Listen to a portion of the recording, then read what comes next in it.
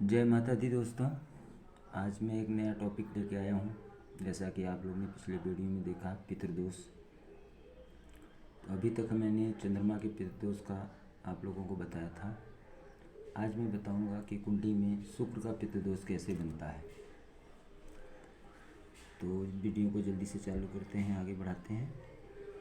आप अपनी कुंडली सामने रखिए और उसमें देखिए शुक्र खाना नंबर 9 में हो, और उसी समय आप देखिए बुध खाना नंबर 2 या बुध खाना नंबर 7 में लिखा होगा। या तो बुध यहाँ होगा या तो यहाँ होगा, तो आप समझ जाइएगा आपकी कुंडली में शुक्र का पितृदोष है। ये एक योग बनता है। दूसरा एक योग होता है, इसको मैं मिटा देता हूँ, आप इसको ध्यान कर लीजिए, स्किप करके देखिए वीडियो को। शुक्र 1 और 8 नंबर से बाहर हो, शुक्र यहाँ भी ना हो यहाँ भी ना हो, इन दोनों घर में शुक्र ना हो, और राहु, सूर्य या चंद्रमा खराब होके, खराब अशुभ। अगर आप कुंडली देखिए, एस्ट्रो साइंस ऐप हमारे गुरु जी का, जीडी वशिष्ठ सर का एस्ट्रो साइंस ऐप डाउनलोड करिए। उसमें देखिए शुभ अशुभ ग्रह उसमें काउंट करके निकाल के बता देते हैं। उसमें आपको पितृदोष का भी मिल जाएगा उपाय। पितृदोष कैसे होता है कुंडली में निकल के आ जाता है।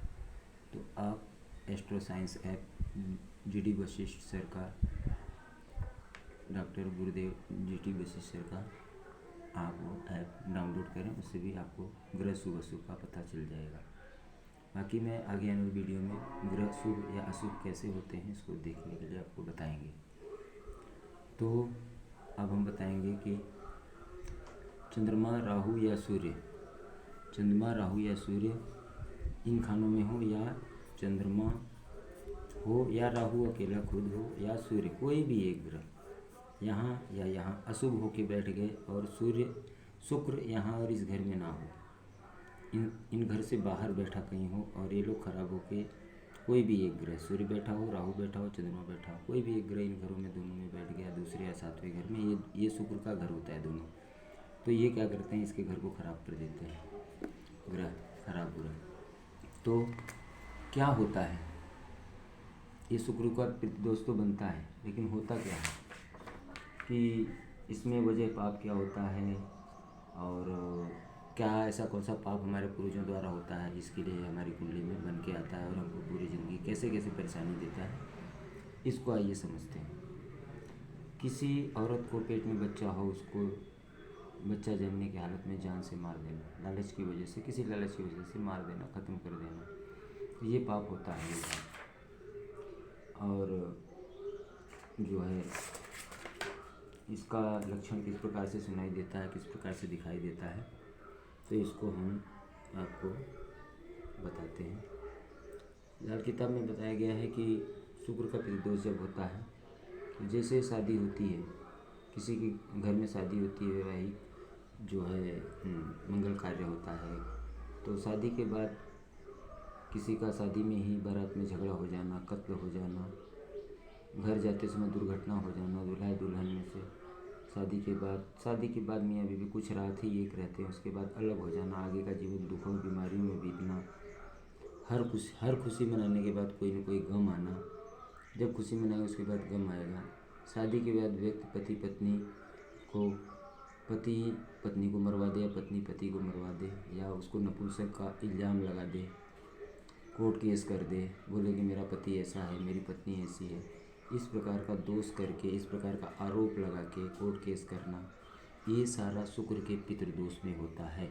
और ये पीछे से आपकी कुंडली में आप देख सकते हैं, जैसे मैंने बताया था कि शुक्र यहाँ हो, बुध इस या इस घर में हो, या शुक्र 1-8 से बाहर बैठा हो कहीं घर में, और यहाँ पे चंद्रमा और सूर्य राहु अशुभ हो के कोई एक ग्रह इस या इस घर में बैठ जाए, या सब साथ में ही बैठे हैं, या कोई 1-2 बैठे, तो ये शुक्र का पितृदोष बनता है। आप अपनी कुंडली में देखिए, तो अगर ऐसे सिम्टम आ रहे हैं तो इसका इलाज कराइए, कुंडली बनवाइए, देखिए। जिसके पास नहीं है वो कुंडली बना के पता करें। अगर ऐसे लक्षण आ रहे हैं तो जिसका है कुंडली तो वो उसका उपाय करें, वो हमारे चैनल पे हमारे नंबर पे संपर्क करें, और हम उनको इसका उपाय भी बताएंगे। बाकी आने वाली वीडियो में मैं सारे पितृदोष का उपाय आप सबको बताने वाला हूँ।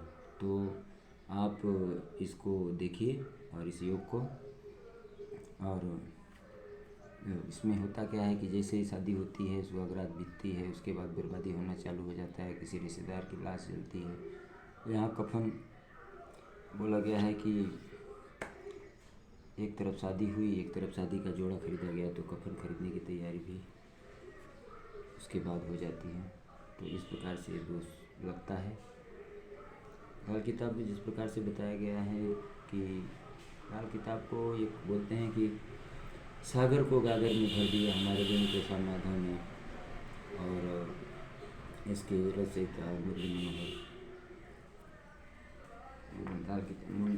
माधव ने जो है पंडित रूपचंद जोशी ने, इन्होंने ये जो बताया, ये तो किताब वैसे सामुद्रिक की लाल किताब है, सामुद्रिक विज्ञान है।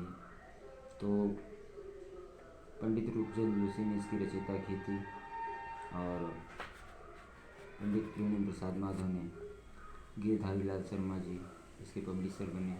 ये किताब मेरे पास है, और मैं यही किताब से सारी चीज़ों को आप लोग को बताता हूँ, और कैसे उन्होंने सागर को, ज्योतिष के सागर सामुद्रिक विज्ञान को एक गागर में भर दिया, और इन चीज़ों को समझने में आसानी हो, समझने की भाषा में बनाया, और हम तक आज हम भी पढ़ रहे हैं, लोगों को बता भी रहे हैं कि क्या समस्या होती है, ग्रह कैसे हमारे जीवन में इस प्रकार से समस्या लाते हैं, क्या योग बनाते हैं, ऐसा क्या करते हैं। तो उसको देखने की दृष्टि जो है हमें ज्योतिष विधा से मिलती है। तो हम ज्योतिष के नेत्रों से, वेदों का नेत्र कहा गया है ज्योतिष को शास्त्रों में, तो वेदों को पढ़ने के लिए भी ज्योतिषी होना जरूरी है। ज्योतिष के नेत्र से हम ग्रहों को पढ़ के, समझ के उन दोषों का पता लगाते हैं। जैसे कि मैंने आपको ये योग बताए कि शुक्र का पित्त दोष कैसे बनता है। तो शुक्र का पित्त दोष इस प्रकार से आदमी के जीवन में खराबी करता है। लाल किताब में बताया है, शादी हुई या होने के लिए बाजे बजने लगे, जिस्म को धोया बनाया, जिल्द चमकने लगी, मतलब जिल्द मतलब चमड़ी चमकने लगी, खूबसूरती ने साथ दिया, औरत या खाविंद बन बैठे, आदमी और पति पत्नी बन बैठे, मगर वसूल रहा शादी की रात का फल, औलाद नरीना और दुनियावी जाहिरदारी का नतीजा कभी भला न पाया गया। कहीं जिल्द में कोढ़ फुलवैरी होने लगी शरीर में, मतलब चर्म रोग होने लगा। खुशी के वक्त मातम का साथ, यानी इधर शादी हो रही थी, उधर की उसी वक्त ही या उसके लगभग कुछ दिन बाद, मतलब इन्हीं का कोई मुर्दा जल रहा या जलने के लिए तैयार होगा। अगर कोई फतह होती होगी तो किसी न किसी का कफन खरीदा गया होगा। बहरहाल किसी पल में गर्मी के बीज मिल रहा होगा, मगर पता न चला कि शादीशुदा औरत या मर्द के असल भगवान कौन था, जिसके ऐसे शुभ काम होते ही घर में बंदर किला, एक खेल होता है बंदर किला, आज और जमी हुई मिट्टी उड़कर सिर पर पड़ने लगी, और गौ और माता दोनों ही रात को बिलखने लगी। एक चूड़ी टूटी, दूसरी के तोड़ने की कोशिश की गई, या कोई एक थमते थमते खुद ब खुद टूट कर, मगर भेद न खुल सका वह मर्द था या औरत, जिसकी खूबसूरती को देखते ही हर एक ने ऐसे आंसू बहाए जो जाहिर न हुए कि वह बेहद खुशी के थे या मातम में। जले हुए दिल की भाप का पानी जो दिल से उछलकर बाहर कतरे कतरे होकर बहने लगा, मतलब आंसुओं से रोते रहे, बिलखते रहे, परेशानी, लेकिन पता नहीं पाया, जाहिर नहीं हुआ कि ये ऐसा क्यों हो रहा है। आदमी परेशान है, मेरे जीवन में ऐसा क्यों हुआ, उसके मन में सवाल उठ रहे हैं, मैंने ऐसा क्या पाप किया। लेकिन उसको ये नहीं पता कि ये पितृदोष हमारी पिछली पीढ़ियों से मिला है, और इसका उपाय करते ही हमारे जीवन में सारी समस्याओं का समाधान हो जाता है और जीवन सुखमय हो जाता है। बहुत ज़्यादा पूजा पाठ कर्मकांड नहीं है इसमें। आप अपनी सोच और उस भाव को बदलो। सोच ही भाव हमारे डीएनए को बनाते हैं। जैसी हमारी सोच होगी वही डीएनए होगा, वैसे ही हम कर्म करेंगे और वैसे ही हमको जीवन में फल मिलता है। तो ये था आज शुक्र का पितृदोष का मैंने पूरा विवरण बताया जहाँ तक मुझे समझ में आया, और उम्मीद है कि आप लोग को मेरी ये व्याख्या पसंद आई होगी।